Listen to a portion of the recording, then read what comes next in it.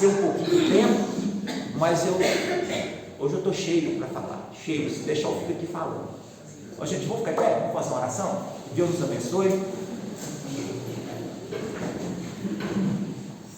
Senhor Jesus, ó Pai, como nós precisamos do Senhor, Pai.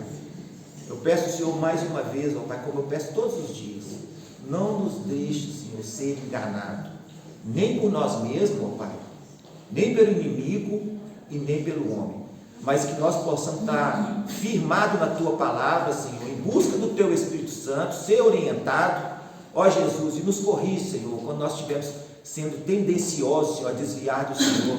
Nós precisamos do Senhor, nós queremos ser morno não, Senhor, nós queremos ser quentes, Senhor, quente com o Senhor, através do Teu Espírito Santo, fazendo a Tua obra, Senhor, andando nos Teus caminhos. Abençoa a palavra hoje de manhã, Pai, a qual o pastor vai passar para nós, o estudo. Abençoa nossas vidas, abençoa a semana. Ó Pai, nós necessitamos do Senhor e dependemos do Senhor. Nós pedimos e te agradecemos em nome de Jesus. Amém.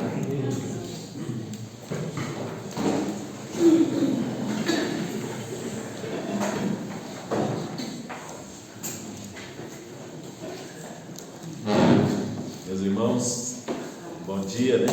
Todos. Vamos dos avisos. O que nós temos dia 3? Qual a programação que nós vamos fazer dia 3? Programação dos homens. Então, dia 3, né? Nosso papo de homem. Então, e os homens se comprometeram, né? Ficaram em pé lá e se comprometeram a estar aqui no dia 3, dia 3 à noite, tá? E desde já eu quero movimentar os homens aí, cada um trazer um pedaço de carne, que no final nós vamos comer um churrasco. Bom, então, dia 3, aqui, né? Então ninguém pode faltar, não é? Então, lembra lá? O cara falou: quem vai cuidar da minha família? Ele diz: eu vou, né? Quem vai cuidar da vida espiritual da minha família? Eu vou. Nós vamos estar trabalhando aqui, tá bom? No próximo dia 3, tá? E essa semana agora nós temos também outra programação com as crianças. Como é que chama a programação? Quem é que lembra aí? Escola Bíblica de Férias. Nossas crianças vão estar de férias e nós vamos ter aqui a nossa programação, né? Rafaela, vai começar na quinta? Quinta-feira, 2 horas, vai estar espaço. Vai ser quinta, sexta e sábado. Quinta, sexta e sábado, né? Então, os irmãos aí, os pais que têm crianças, né? É de que idade, Rafaela? De 2 até 11, 12 anos. de 2 a 12. Só para apoiar aqui a Rafaela um pouquinho, porque às vezes tem um pai que trabalha e não tem tempo de trazer a criança. Entre em contato, a gente organiza uma carona, alguém vai buscar a criança, dá o endereço certinho, não deixa de trazer o filho se você está trabalhando.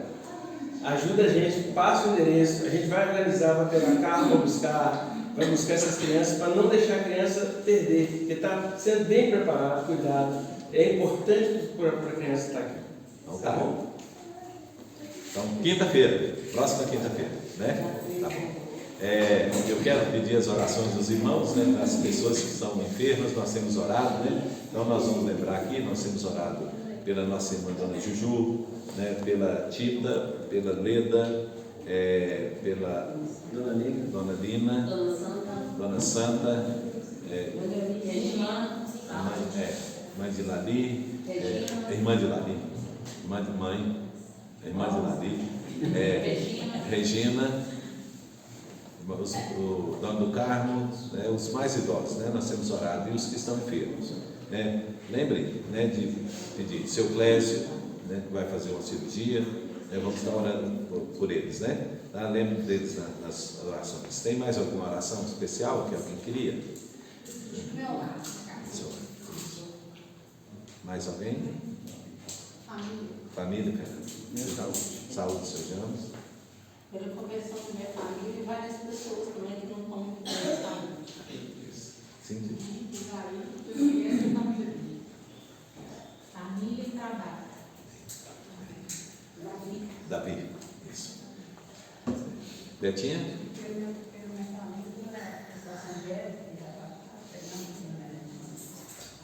Também quero pedir pela Nilza. né? Deus abençoar a vida dela, a saúde dela, recuperar completamente, né? Então, esse às vezes a doença, essa doença, né, ela parece que sarou, aí de repente volta tudo de novo, a chikungunya, né? Então, vamos continuar orando por ela. Tem mais pedidos, gente? Não? Então vamos orar? Vamos. Pai, nós queremos, Senhor, te agradecer mais uma vez nesse dia, Senhor, pela vida, pelo privilégio que nos dá de estar aqui, Senhor, para estudar a Tua Palavra. Te agradecer, Senhor, pelo que já ouvimos e queremos pedir, ó Pai, que a Tua graça, a Tua misericórdia continue, Senhor, sobre nós, nos assistindo e nos dando, Senhor, ó Deus, o entendimento da Tua Palavra, aquilo que nós vamos aprender nessa manhã, seja vindo, ó Deus, do Teu Espírito Santo para o nosso coração. Ó Pai, pedimos pela classe de crianças, de jovens, pedimos pelos adultos aqui, que Tu estendas a Tua mão sobre cada um, Pai. E, ó Deus, queremos colocar essas vidas que foram mencionadas aqui, Senhor, diante do Teu altar. Pai, o Senhor falou na Tua palavra que o Senhor é poderoso para fazer mais do que nós pedimos e pensamos. Então, Senhor, nós cremos nessa promessa de Tua palavra, Senhor. Também cremos na promessa que o Senhor disse que nunca nos deixará, jamais nos abandonará. Então, Pai, muito obrigado, Senhor, por ter, ó Deus, a presença do Senhor na nossa vida dia após dia. Pedimos, Senhor, Tua graça, Tua bênção nessa manhã e oramos em nome de Jesus. Amém. Amém.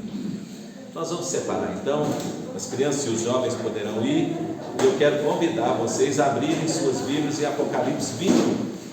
Apocalipse 21, nós estamos falando sobre a Nova Jerusalém. Livro de Apocalipse, capítulo 21.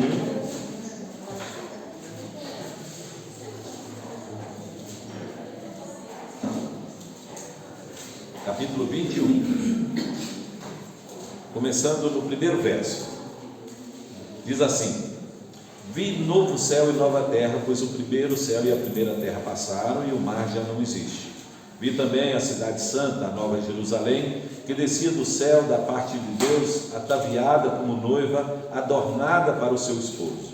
Então ouvi grande voz vinda do trono, dizendo: Eis o tabernáculo de Deus com os homens, Deus habitará com eles, eles serão povos de Deus, e Deus mesmo estará com eles, e lhes enxugará dos olhos toda lágrima, e a morte já não existirá, já não haverá luto, nem pranto, nem dor, porque as primeiras coisas passaram. E aquele que está sentado no trono disse: Eis que faço novas todas as coisas. E acrescentou: Escreve, porque essas palavras são fiéis e verdadeiras. Disse-me ainda: Tudo está feito. Eu sou o Alfa e o Ômega, o princípio e o fim. Eu a quem tem sede darei de graça da fonte da água da vida. O vencedor herdará essas coisas, e eu lhe serei Deus, e ele me será filho. Quanto, porém, aos covardes, aos incrédulos, aos abomináveis, aos assassinos, os impuros, aos feiticeiros, aos idólatras, e a todos os mentirosos, a parte que lhes cabe será o lago que arde em fogo e enxofre, a saber, a segunda morte. Amém. Nós lemos até o verso de número 8, mas o nosso estudo vai todo o capítulo de número 21, tá? Nós vamos citando aqui. Bom, vamos então situar-nos na história. Vamos lá, nós falamos na semana passada, os irmãos lembram, quando nós estávamos estudando aqui, que o juízo final já aconteceu, né? Nesse ponto da história, que nós estamos aqui na história, lembra, né? Nós estamos desenvolvendo a história, falamos do Apocalipse, que ele se divide em duas partes, de 1 a 11, de 12 a 22, e nessas duas partes ele tem sessões que ele vai contando a história e repetindo a história, acrescentando mais elementos, né? E agora, então, ele está chegando no final. Então, toda sessão começa com o nascimento da igreja e encerra com o juízo. Aqui, agora, é a última sessão.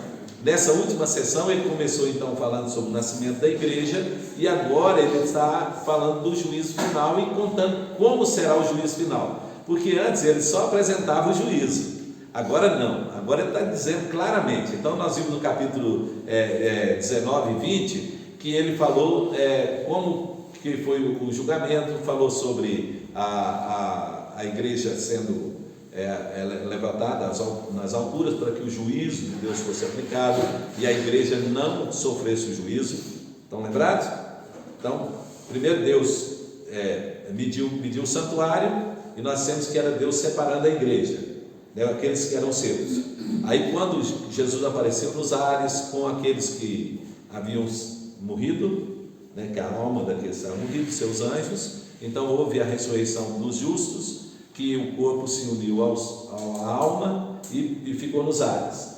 E os outros que estavam aqui na terra, então foram elevados à altura para poder estar livre do juízo. Estão comigo aí? Então, aí juntamente com isso, o que aconteceu? A igreja estava então nos ares com Cristo, né? E os ímpios na terra. Houve a ressurreição dos ímpios que já tinham morrido, e aí agora todos esses se juntaram com o dragão, a besta que emerge do mar, que é o anticristo, a besta da terra, que era o falso profeta, os reis da terra e todos os grandes, né? E todos os povos ímpios se reuniram para a grande batalha. Essa batalha é a batalha do juízo final, né? Então, antes desse juízo, já tinha sido feito o julgamento. Então, abriram-se os livros, as obras dos homens foram julgadas. Então, os justos foram julgados para o galardão, e os ímpios foram julgados para as penas do inferno. Estão lembrados, né? Tranquilo aí, gente? Se tiver dúvida, pode perguntar. Ou estou indo rápido demais? Não, tá bom? Então tá. Aí eles já foram julgados. Abriu-se o livro da vida. Quando se abriu o livro da vida, então nós vimos lá que tem livros e tem o livro, né? Então, nos livros estavam as obras dos homens, que foram julgadas para galardão. Então veja, crente não é julgado no último dia para salvação. Lembra? Quando é que o crente é julgado para salvação? Em Cristo Jesus, né? Então diz, quem está nele não é julgado. O que não crê já está julgado. Então onde que acontece o julgamento para a salvação? Na terra, enquanto a pessoa está vivendo. Então, enquanto ele está vivendo, se ele creu, ele não é julgado, porque Cristo foi julgado no lugar dele, condenado, sofreu as penas do pecado no lugar dele. Então, crente não será julgado no último dia. Então, gente, o último dia não é julgamento para salvação, tá? Ninguém será julgado no último dia para salvação. Isso já aconteceu aqui na terra, enquanto a pessoa está vivendo. Quem creu não é julgado, o que não creu já está julgado. Então já aconteceu o julgamento, né? Qual que é o julgamento? Salvação ou perdição eterna? Pronto. Quem está em Cristo, salvo. Quem está ainda em Adão, condenação eterna. Pronto. Agora, no último dia, vai ser julgadas as obras dos homens. Dos crentes, as obras deles serão julgadas para o galardão. Vai receber ou não galardão. Aí Paulo fala no 1 Coríntios 3, né, que se for prata, ouro e pedra preciosa, vai passar pelo fogo, que é esse julgamento, né, e aí vai receber galardão. Se não era prata, pedra preciosa e nem ouro, é palha, a madeira e feno, vai queimar. Mas Paulo diz, mas vai ser salvo, só que não vai receber galardão. 1 Coríntios 3, tá? Depois só olhar lá, conferir. Tá. Aí os ímpios serão julgados quanto às suas obras para as penas eternas. Haverá diferença em penas eternas, como haverá diferença de galardões. Então, quem trabalhou mais vai receber mais. Quem pecou mais dos ímpios vai receber maior pena, lá no lago de fogo e enxofre. Tranquilo aí, gente? Se tiver dúvida, pode falar. Eu fico pensando, porque quando ele fala que é Deus que efetua em vós tanto querer como realizar, e se ele vai receber galardão pelo que ele faz, que se vem de Deus o querer ou realizar, como que a pessoa vai receber galardão? Porque tem, seu James. Se dependesse do... Sim, porque o mover para fazer é de Deus. mas a obra é do homem, né? E ela pode ser feita no espírito, ela pode ser feita na carne. Mesmo as coisas de Deus. Vamos pensar, alguém pode fazer uma boa obra movido por quê? Pela carne. Pela carne. Então está pensando nele mesmo, receber a glória, a honra, né? Então ele fez uma boa obra, mas essa boa obra de Deus também mover e ele omitir, não fazer, aí Sim. ele não recebe o galardão. pode, não frutificou. Lembra eu até brinquei com o Hélio hoje aqui, lembra da figueira lá na oliveira, né? Na figueira mesmo, na vinha, né? Que não produzia, né? E Deus falou, arranca e joga fora porque não está produzindo nada. É igual eu, por exemplo, ele deu a missão à igreja de evangelizar, a igreja não evangeliza.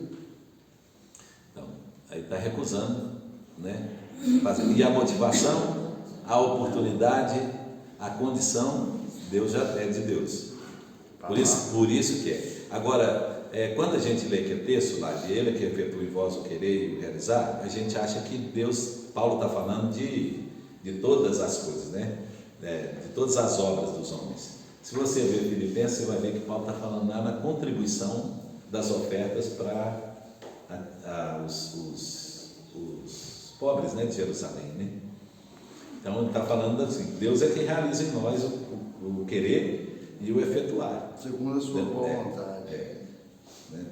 Não, porque se Deus fizer por nós, em lugar de nós, né, vamos usar assim, em lugar de nós estaremos desculpados, né? Vamos pensar que seja uma obediência a um mandamento do Senhor. Se Deus executasse em nós o querer e o realizar, o crente não fazia nada. Ele faria, né? O crente ficaria parado, né? Deus vai fazer, ele faz o querer e o realizar.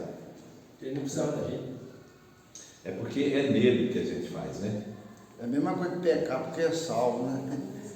Agora eu posso deitar e rolar porque eu sou salvo. É libertinagem, né, seu James? É libertinagem. Libertinagem. Tranquilo, gente?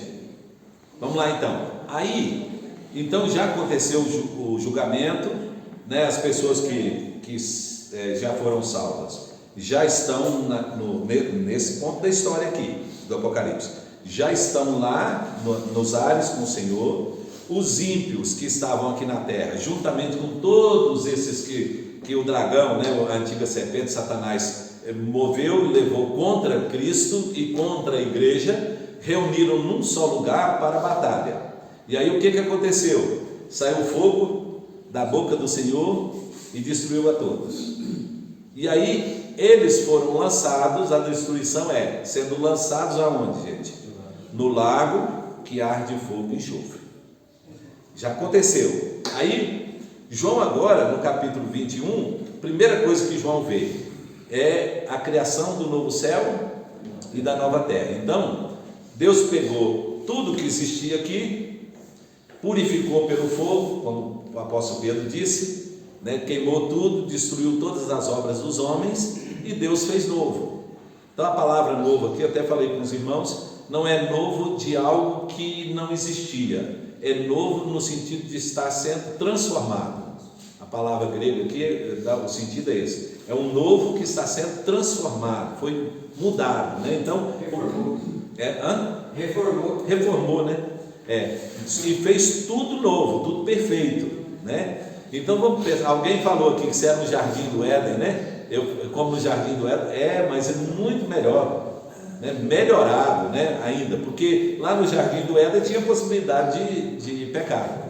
Aqui agora já não tem mais possibilidade de pecar, nada. A natureza não tem mais possibilidade de se corromper, porque não tem pecado, não tem como corromper a natureza. Então tudo aqui foi transformado, né?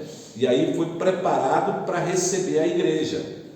Agora a igreja desce do céu. Lembra onde que a igreja estava? Nos ares, no céu. Agora João vê a igreja descendo. Quem é a igreja? Ela é a Nova Jerusalém, ela é a noiva que está descendo adornada para o seu esposo. Desmistificou, né? A gente sempre pensava que a Nova Jerusalém era uma cidade. que tinha rua de ouro, que a gente ia estar andando lá nas ruas de ouro, vendo pedra preciosa, não. Nós, Jerusalém, é o quem? É a igreja. Ela é a noiva, ela que está descendo do céu. E agora João vê a nova Jerusalém descendo como ela é e como ela está nesse momento, como ela é, né? Então, como que ela está? Ela está perfeita, santa, sem mácula, sem ruga algum. Por quê, irmãos? Porque os santos que morreram receberam corpos transformados, ressuscitados, perfeitos. E os que viveram na terra e não tinham morrido foram transformados na hora. E aí aquilo que era mortal se revestiu da imortalidade, aquilo que era corruptível se revestiu da incorruptibilidade, e aí perfeitos agora se juntaram todos num só lugar, houve um só rebanho, que é essa igreja, que estava nos ares e agora ela está descendo, né? Está descendo, e João está vendo essa igreja descendo do céu. E ele diz aqui, o Senhor, a voz do trono diz, né? Então feito está. Ele diz: eis que faço novas todas as coisas. Então ele criou tudo de novo, né? Tudo para receber aqui no mundo, para receber a igreja. E aí João vê a igreja descendo, e João vai descrever como é essa igreja. E é o capítulo 21 todinho, ele vai falar de como é essa igreja, vai falar dos seus fundamentos, do fundamento da igreja, vai falar da sua muralha que cerca a igreja, vai falar da igreja por dentro e por fora, a beleza da igreja por dentro e por fora, vai falar quem está nessa igreja, quem está nessa igreja e quem não faz parte dessa igreja. Ele vai dizer isso também. E agora a igreja começa a receber as bênçãos. Quais são essas bênçãos, irmãos? As bênçãos que foram prometidas, lembra? O Senhor falou assim: ao vencedor eu darei essas coisas. E aí ele começa a falar em todo o Apocalipse aquilo que Deus vai dar para aquele que é o vencedor. Nós aprendemos aqui, quem é o vencedor, irmãos? É o que se segura. Lê para mim, uma pessoa lê Evangelho de Marcos 13:13. Vê? Olha que bacana. Marcos 13:13. Uma pessoa lê para mim aí, bem alto. Sereis odiados de todos por causa do meu nome. Aquele, porém, que perseverar até o fim, esse será salvo. Então, aquele que perseverar até o fim, esse será salvo. Salvo aqui que está falando, gente, não é salvação eterna, é salvo do juízo, tá? Porque senão seria salvação pelas obras, pela perseverança. Ninguém é salvo eternamente, ninguém ganha salvação, né, pela perseverança. Ganha salvação por Cristo. Cristo é o Salvador, pelos os méritos de Cristo, pela morte de Cristo na cruz. Então está falando, aquele que perseverar até o fim, esse será salvo. Salvo do quê? Do juízo final. Não experimentará o juízo final. Então quem é esse que é o vencedor? É aquele que perseverou, aquele que mesmo sendo odiado, rejeitado, perseguido, maltratado, permaneceu firme. Porque na grande tribulação, irmãos, que virá sobre a igreja, né, que nós já falamos aqui, a grande provação que virá sobre a igreja, nessa grande provação é que os crentes vão serem revelados, né? Então, quem na tribulação, na grande tribulação, né, dos últimos dias, que está prestes a vir, né? Então, nós cremos que está prestes a vir. Essa grande tribulação vai definir quem é crente e quem não é. Quem não for crente não vencerá, não permanecerá, vai abandonar. Quem for crente vai continuar até o fim. Então esse que continuar até o fim, então para ele Deus fez promessas. Quer ver? Olha, no capítulo 2, versículo 7, ele diz que o vencedor terá direito de comer da árvore da vida. No capítulo 2, versículo 11, ele diz assim, que vai escapar do lago de fogo e enxofre, a segunda morte. No capítulo 2, verso 17, ele diz que terá um nome especial. No capítulo 2, versículo 26, ele diz assim, que terá poder sobre as nações. No 3, versículo 5, ele diz que eles foram incluídos no livro da vida, o nome deles. No capítulo 3, versículo 12, diz que ele será coluna no templo espiritual de Deus. E no capítulo 3, versículo 21, ele diz que ele vai sentar com Cristo no seu trono e julgar o mundo. Então, todas essas promessas agora estão se cumprindo. Se cumprindo onde, gente? Na igreja, na vida da igreja, né? Como será essa igreja? E qual a relação dessa igreja com Deus? E quem estará nela, fazendo parte dela, e quem não estará nela? É o que nós vamos ver hoje aqui no capítulo de número 21.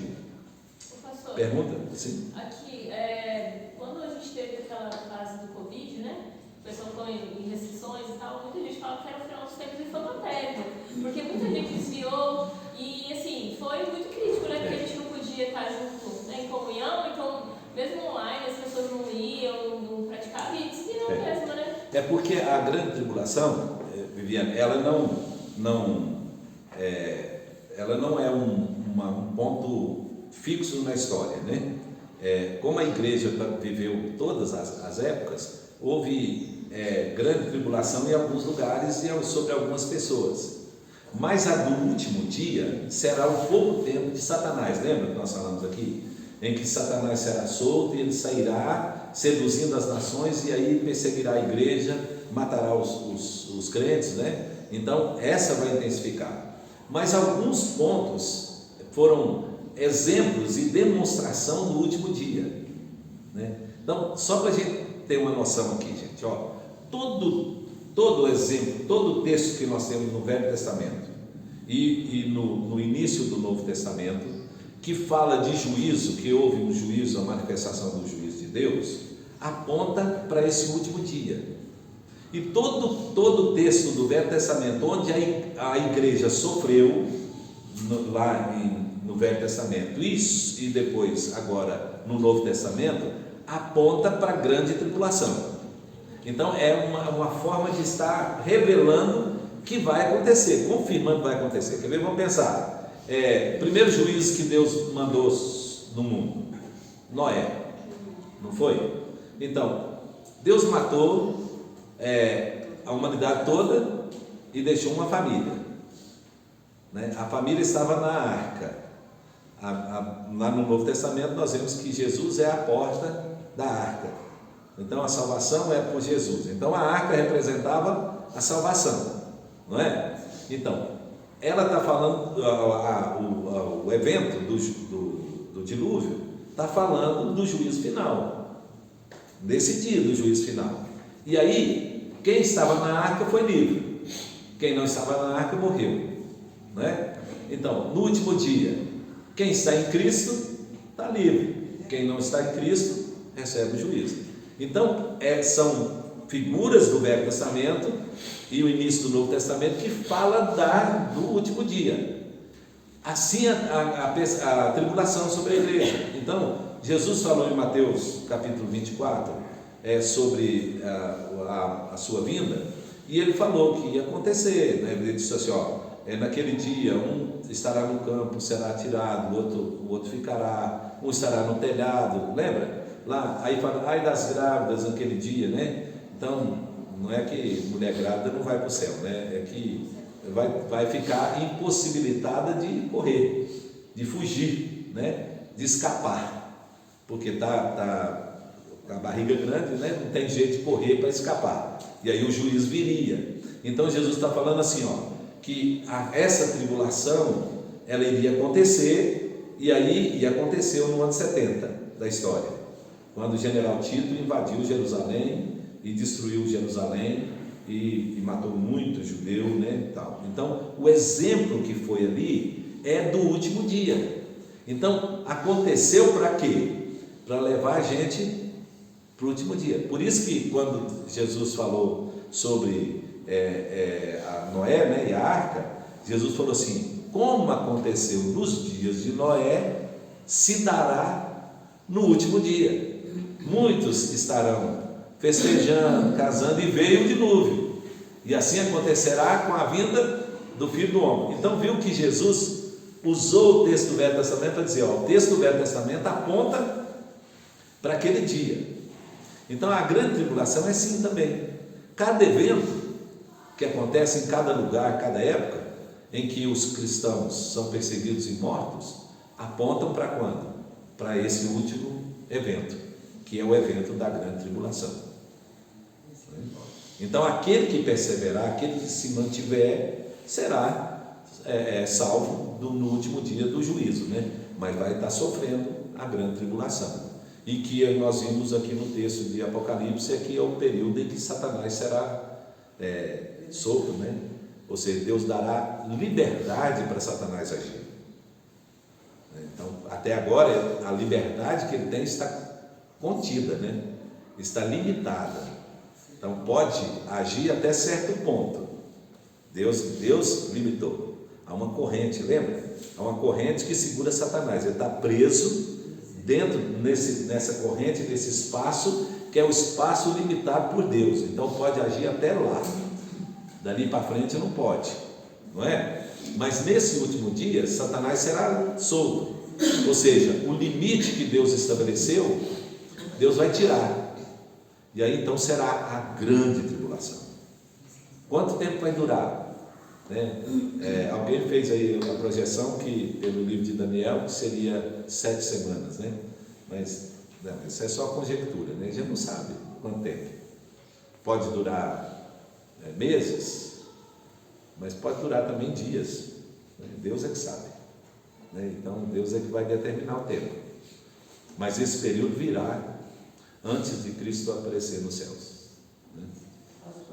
Quem perseverar vai ser livre do juízo, né?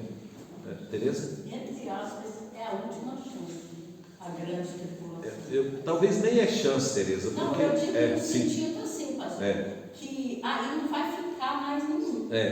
Eu creio que aí vai ser o limpa, né? Que aí não vai restar mais nada. A separação do joio e do trigo se dará aí, né?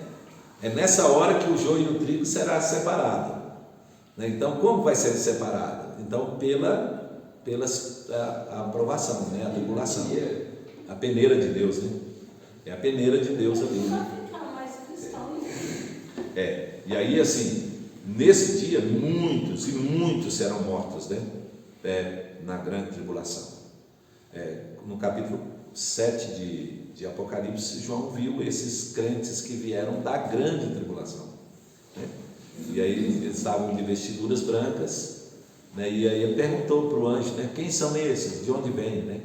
E aí o anjo perguntou para ele, né? Ele falou, tu sabes. Aí ele disse, são aqueles que vieram da grande tribulação e lavaram e alvejaram as suas roupas, né? No sangue do Cordeiro. Eis a razão por que se acham diante do trono e adoram o Senhor dia e noite.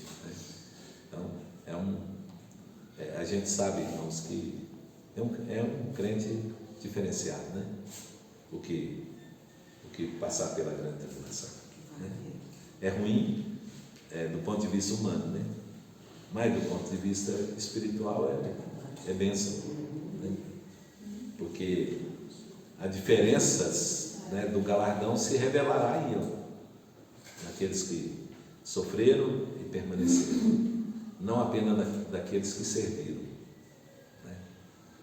Porque nós muitas vezes olhamos o Evangelho como só a oportunidade de servir, né? Mas não, o Evangelho também é a oportunidade de sofrer, irmãos, de ser co-participante dos sofrimentos de Cristo.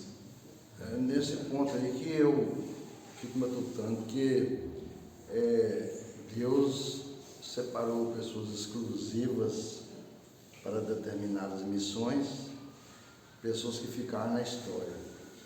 E o senhor falou aí agora algo interessante, que todo crente passa por provas, né? Queira ou não, a consciência vai acusando também. Quando a pessoa é convertida mesmo, a própria consciência acusa, né? Diz que isso é um bom sinal. É o Espírito, né? Que a pessoa é crente. Então a pessoa tem a consciência pesada de não estar produzindo as boas obras, como a Bíblia fala, procurai-vos apresentar santos e agradáveis, né? Sim. Sem ter do que envergonhar, né? Para as boas obras, né? E a santificação também é algo que está na cabeça do crente. Não sei se os irmãos lembram, mas na aula passada nós falamos aqui que nós cristãos, né, nós temos a mania e a tristeza de olhar o Evangelho com base em perdas e ganhos, né? Lembra? Nós falamos aqui, né? No passado. Que a gente fica achando que o Evangelho se determina ou define, né? Se baseia em perdas e ganhos, né? E não tem nada disso, né? Porque se fosse o Evangelho, a base do Evangelho fosse perdas e ganhos, então o crente não podia perder nada e o crente tinha sempre que receber tudo, né? Mas não é, né, irmãos? Não é. E às vezes o crente perde muito mais, né? Muito mais do que o ímpio, né? Em termos humanos falando, né? Ele não pode ter pesar por isso, né? Sim. E nem interesse também de só ganhar, né? E há uma palavra, irmãos, de Jesus para João e Pedro. No dia que Jesus estava restaurando Pedro, né? Jesus falou uma palavra para os discípulos lá, e Lucas registrou essa palavra. Eu acho muito interessante. Ele falou assim, aliás, foi João que registrou as palavras. Ele disse assim, que Jesus disse para o discípulo João, né? Se eu quero que ele permaneça até o fim, né? Então, que te importa isso? Fala, né? Então, aí correu entre os discípulos que João não morreria até a volta de Jesus. Mas para Pedro, Jesus disse assim, que você vai ficar velho, né? E aí antes você vestia a si mesmo e ia para onde queria, mas você vai ficar velho e você vai estender as suas mãos e outros te vestirão e te levarão para onde você não quer ir. Então, é a atitude toda de uma pessoa de idade muito avançada. Aí então João escreveu lá, isso disse Jesus para significar com que tipo de morte Pedro glorificaria a Deus. Porque a gente às vezes acha que a gente glorifica a Deus só na vida, né? Mas no momento da morte, como nós morremos, irmãos, também glorifica a Deus. Por isso que a Bíblia diz, ser fiel até onde? Até a morte. Até a morte. Eu podia ter dito, ser fiel enquanto vives, né? Mas é até a morte. Então, a perseverança, ela tem que ir até onde? Até o fim, até o último dia. Então, vai chegar um tempo em que nós vamos ser postos à prova, aonde, irmãos? Na morte. Então, quando ela vier, como nós vamos encarar a morte? Com que tipo de morte que nós vamos glorificar a Deus? Deus vai estabelecer isso. Porém, o que Deus espera é que na morte a gente o glorifique, dando um bom testemunho de vida, não é? E um bom testemunho na morte, né? Com fé, né? Com esperança, né? Que na igreja tinha um irmão aqui, poucos conheceram ele, porque ele era assim, bem idoso, frequentava a igreja aqui, né? E ele passou mal, foi para o PA e estava assim, na última hora dele, e eu fui lá. A esposa dele não é crente não, mas eles casaram aqui na igreja, e aí ela me ligou e falou, ele está no PA. O PA era aqui antigamente, e aí eu fui lá no PA. Quando eu cheguei no PA, eu cheguei pertinho dele, aí ele falou assim comigo, bem baixinho, falou assim, pastor, Yahvé está me chamando. Falou assim, Yahvé está me chamando. E morreu. No último dia, na última hora.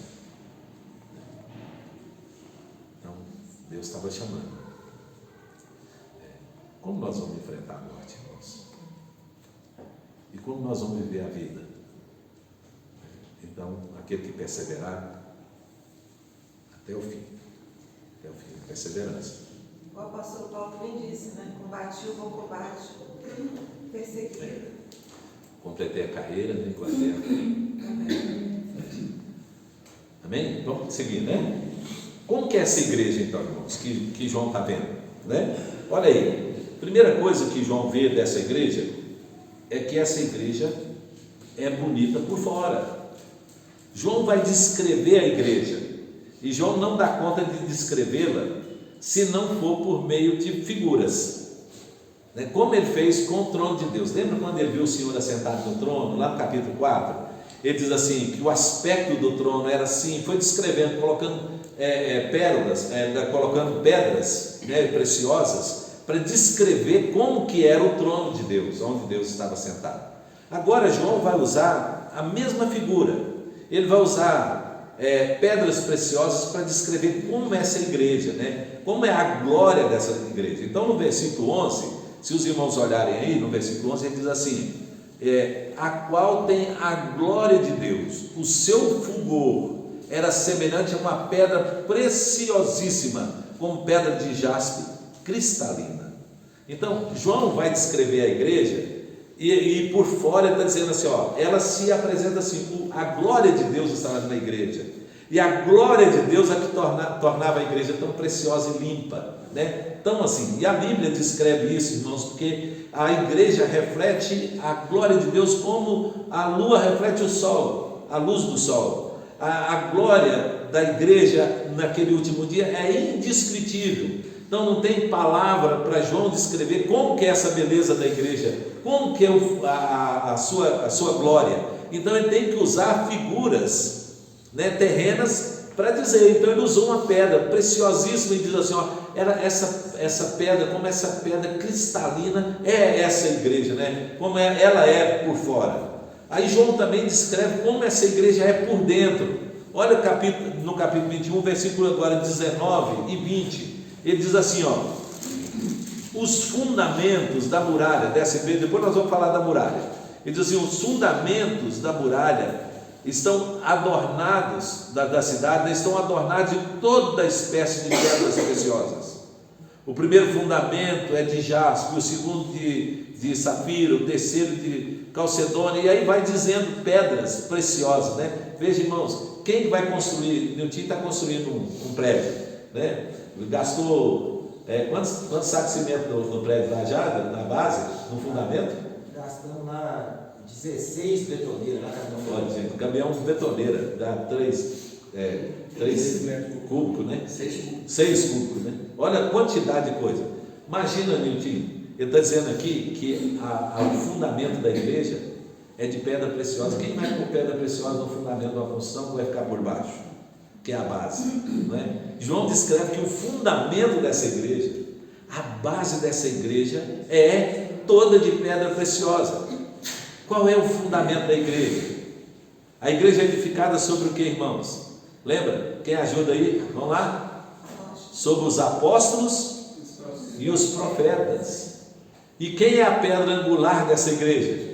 Cristo. Por isso o fundamento da igreja é preciosíssimo, como pedras, né? João está descrevendo aqui, é como se fossem pedras preciosas, né? Por quê? Porque foi a vida desses irmãos, apóstolos e profetas, que foram a base sobre a qual a igreja foi edificada. É o fundamento dessa igreja. Foram esses homens chamados por Deus, escolhidos por Deus, que viveram o Evangelho, que anunciaram o Evangelho, que presenciaram a vida de Cristo aqui no mundo. Eles foram a base da igreja. Então é por isso que essa igreja é preciosa na sua fundação, desde a sua fundação.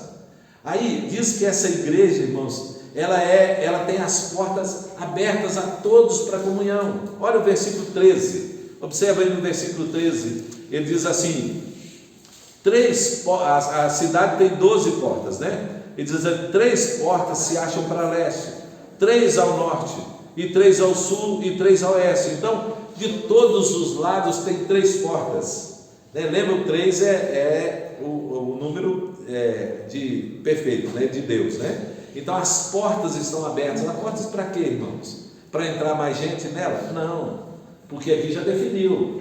Mas a porta aberta para comunhão, para o relacionamento com Deus. Então a igreja toda é uma porta aberta de comunhão. Todos os que fazem parte dessa igreja, todos os que compõem essa cidade, a Nova Jerusalém, Todos os salvos, eles têm agora uma porta aberta de comunhão com Deus o tempo inteiro, porque as portas não fecham, elas jamais fecham de todos os lados. Quer dizer que não tem um ponto sequer na igreja, nessa Nova Jerusalém, que não tem comunhão com Deus, que não tem acesso à comunhão com Deus, porque Deus mesmo estará nela, na igreja, né, presente na igreja. Então, por isso, a cidade é aberta a todas, né, a todos que fazem parte da cidade para comunhão com Deus. Mas veja, irmãos, ela é aberta para aqueles que fazem parte da cidade, mas ela não é aberta a tudo e nem a todos os de fora. Primeiro, porque os de fora estavam onde agora, irmãos? No inferno. Lá no lago de fogo e enxofre. Então eles não têm acesso à cidade. E para mostrar que aqueles que não faziam parte da Nova Jerusalém não tinham acesso a essa comunhão com Deus, ele colocou uma muralha. E essa muralha, irmãos, aqui ele fala da medida dessa muralha, 70 metros de altura. E a cidade, ela é quadrangular, né? Então, ou seja, ela é quadrada. Ela tem os 4 lados iguais. E ele falou da extensão dessa cidade. Vocês viram a extensão aí? Está aqui no versículo 16, diz assim, ó: a cidade é quadrangular, de comprimento e larguras iguais, e mediu a cidade com a vara até 12.000 estágios. Sabe quanto que dá isso, 12.000 estágios, irmão? 2.200 quilômetros. É como se eu saísse de São Paulo a Aracaju. Olha o tamanho da cidade. O que ele está falando isso? Está dizendo o seguinte, que essa cidade contém todos os salvos, ninguém fica de fora. Ela tem uma muralha, por quê? Porque aqueles que não faziam parte, que não estavam no livro da vida do Cordeiro, não estão na cidade. Então a muralha definiu, só está lá dentro quem foi salvo. Mas essa cidade é tão grande que cabe todos os salvos, de todos os tempos, né? Estavam todos ali, né? E aí a igreja é assim, irmãos, essa nova igreja, né? E lembra, irmãos, hoje infelizmente, né? Pastor Hernandes falando uma vez sobre, numa entrevista, sobre a presença de pessoas que não são salvas na igreja, né? Ele disse assim, que a igreja aqui visível, essa igreja aqui, ela é aberta a todos. Então pode vir uma pessoa que tem uma vida totalmente depravada, fora de qualquer comunhão com as coisas de Deus, e está aqui na igreja. A igreja é aberta a eles, a igreja não fecha, né? Então aqui pode ter prostituto, pode ter ladrão, pode ter adorador de demônio, pode ter o que for aqui, né? Os irmãos podem pensar ainda nas piores atitudes de pessoas. Se quiser frequentar a igreja, a porta está aberta para eles, não está? E aqui é o melhor lugar para eles frequentarem, né? Porque aqui eles terão a oportunidade de ouvir a palavra, né?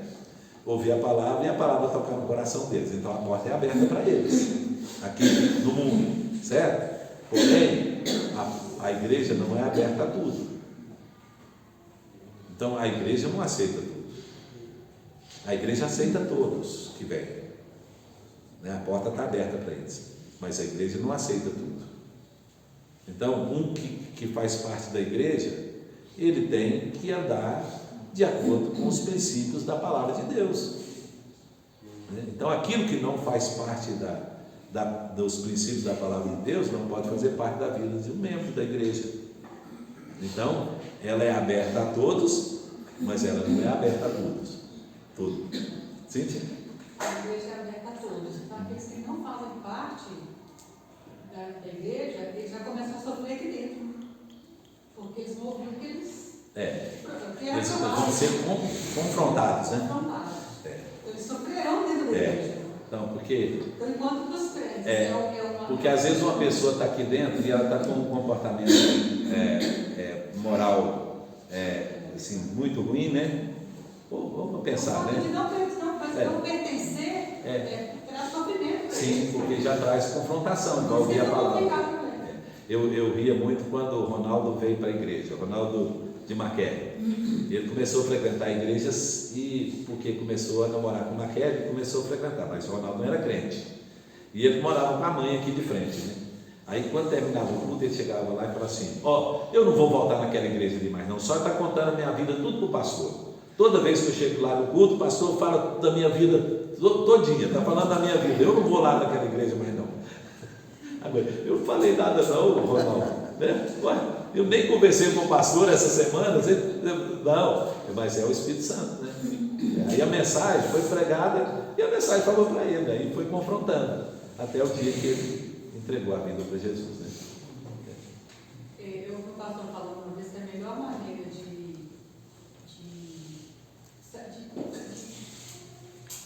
você confirmar, né, que você está orando por alguém pela salvação, é trazer ele para a exposição da palavra. Porque se ele for escolhido por Deus, ele tem uma dizer, se ele não for, ele vai sair. Vai ser confrontado, né? Então, por isso que aqui é o melhor lugar, né, gente? Pode ser, entre aspas, né, a pior pessoa, que é o melhor lugar para ela. Então a igreja não pode fechar as portas, não é?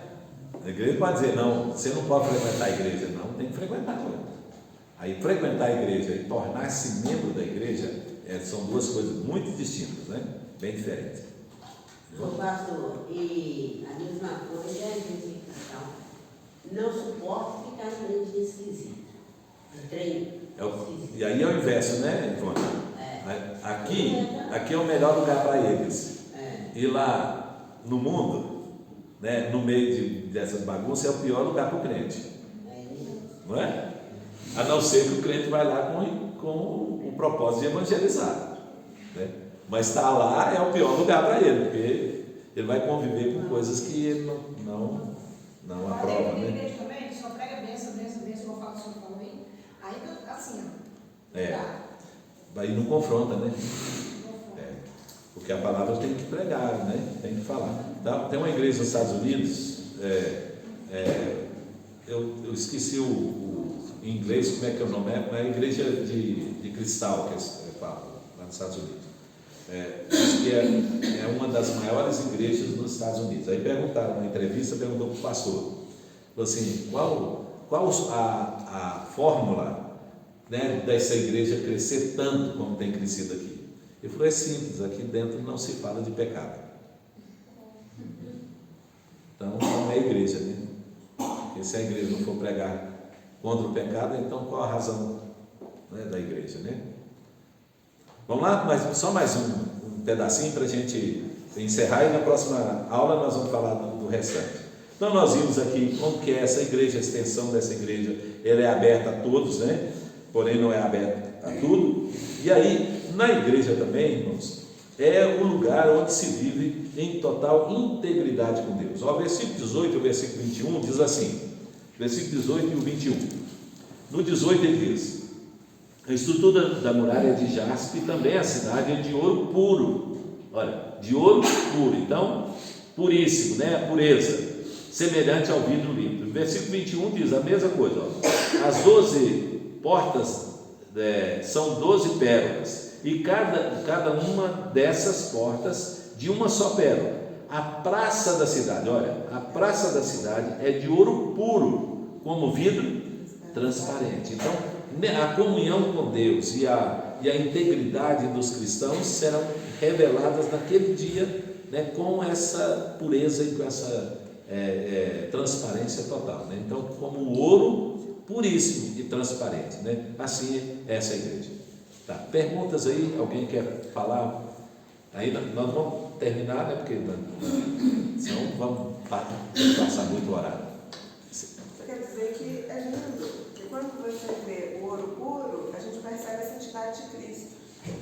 E de Deus, né? E aí, como você falou no começo, que não haverá mais dor, não haverá mais sofrimento, na transformação da nossa alma, é que vai valer todo esse esforço, essa comunhão diária com Cristo. Começa aqui.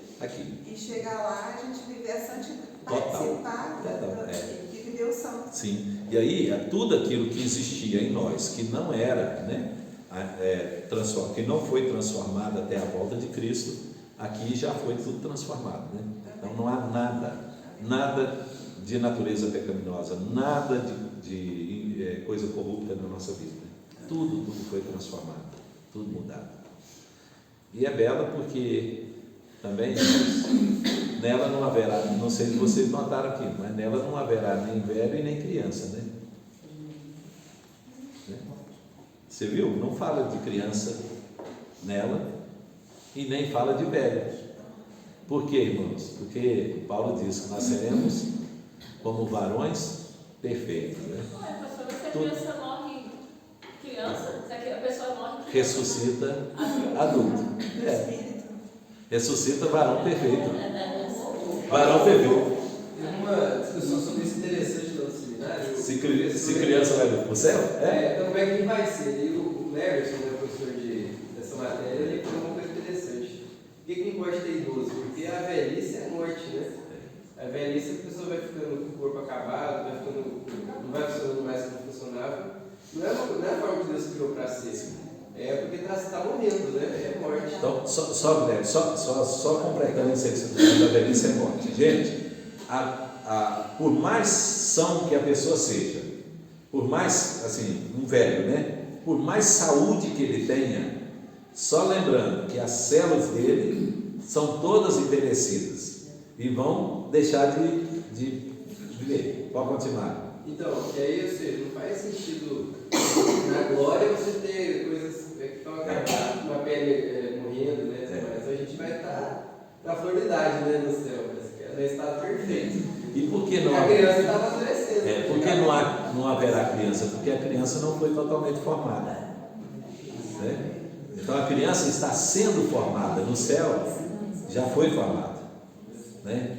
Então a criança está sendo formada tanto fisicamente como também, né, nas partes da alma, né, que é a racionalidade, emoções e tudo. A criança está sendo formada. No céu, tudo isso já foi formado. Então por isso que não tem criança. Na cidade não tem criança e nem velho. Bom, hein? Pra gente que já está mais velhinho, hein? Vai ser ótimo. Gosto mais da rua. Gente, vamos. Não vai ter chikungunya no céu. Não vai ter chikungunya, não vai ter nada. Mais pergunta aí, gente, para a gente terminar? Constantino, filho de Geral Leão, eu estava roda de um moço com câncer lá na barbearia e estava conversando sobre oração e eu falei muita coisa, além do túmulo que a pessoa deve pensar nisso, né? Falando para ele entender, né? Aí o Constantino estava na roda de uns 5. Aí ele agradecendo, eu mostrei o celular, que tem um grupo aqui, ó, as pessoas pedem muita oração aí até citei o nome Maria Elisa, pedi para o seu pai, eu perguntei por ele, né? Aí ele está agradecendo mesmo, na vista de todo mundo, né? Eu sou um grande admirador da Igreja Presbiteriana, agradeço de coração. Ele fez 2 cirurgias pesadas esses dias e hoje está em casa. Eu fiquei assim, de antena, porque ele falou na vida de muita gente, né? Aí muita gente às vezes não presta atenção nessas coisas, da importância que tem de uma boa coordenação da igreja, essas coisas, né? Que chega ao conhecimento da sociedade, o comportamento da igreja, né? Então ele está agradecer muito o pessoal. Está orando, né? Amém. E também, só para encerrar, gente, o pessoal pensa que o céu vai ser lugar só de descanso, né? No céu é descanso de fadiga, gente. Então vamos pensar. No céu é lugar de trabalhar, é lugar de servir. Né? Por que é? Porque Deus criou o trabalho antes do pecado. Né? O que o pecado trouxe para o trabalho? O cansaço e a fadiga. Então no céu não terá cansaço e não terá fadiga. Então os que morrem no Senhor descansam das suas fadigas, não dos seus trabalhos. Então no céu nós vamos trabalhar, nós vamos servir a Deus, né? Nós vamos servir uns aos outros no céu. Porém, já pensou, Beto? Trabalhar o dia inteiro e chegar de tarde e não ter canseira? Né? Não é? Bom demais, né? Então, no céu precisa dormir. Por que no céu é eternidade, gente? Porque não tem noite. Né? Não vai anoitecer? Não tem noite no céu. Porque a noite, irmãos, ela é para duas coisas, né? É para separar um dia do outro. Você só sabe que é outro dia porque tem uma noite no meio, não é? Teve um dia, teve uma noite, vai ter outro dia. Então, eternidade é para sempre. Então, não tem necessidade de ter noite para dividir um dia do outro, para contar os dias. Então, essa é uma situação. A segunda situação é que no céu não haverá noite porque não tem luz de candeia, não tem luz de sol, né, no céu. Porque quem é a luz? Cristo, né? É Ele que iluminou a nossa vida e a cidade. Todas as coisas, irmãos, pensa aqui, isso que é muito importante. Todas as coisas no céu, todas elas serão feitas através de Cristo. Tudo através de Cristo. Como é que você vai ver o Pai no céu? Através de Cristo.